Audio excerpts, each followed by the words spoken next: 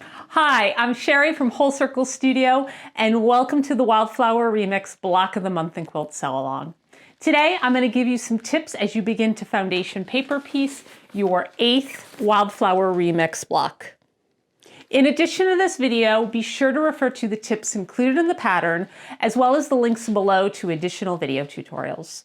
This month, let's talk a little bit about taming bulky seams when paper piecing.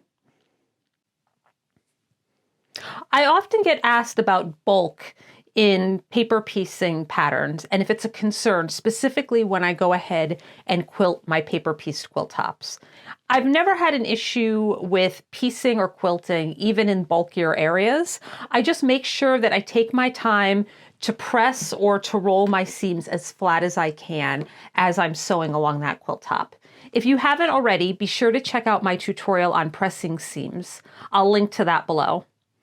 Also, sewing slowly with a fresh, sharp needle that's the proper size for the thread that you're using can also really help when sewing or quilting through thicker areas. For thicker areas, I sometimes use a microtex needle while paper piecing.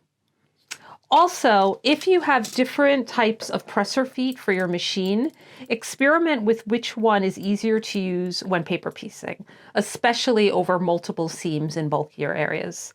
I've found that some types are more pleasant to use for paper piecing than others. Each machine is a little different, so play around to see what works best for you. I can't wait to see your blocks come together. Thanks so much for being here and for sewing along with us. I'll be back next month with even more tips. If you enjoyed this video, please give it a thumbs up and don't forget to subscribe so you never miss a new tutorial. Also, share your quilt block progress. You can email me a high-resolution photo of your block and I'll include it in our online gallery. My email address is in the pattern, or you can share your photo on Instagram, but be sure to tag me so I don't miss it. See you next month and happy sewing.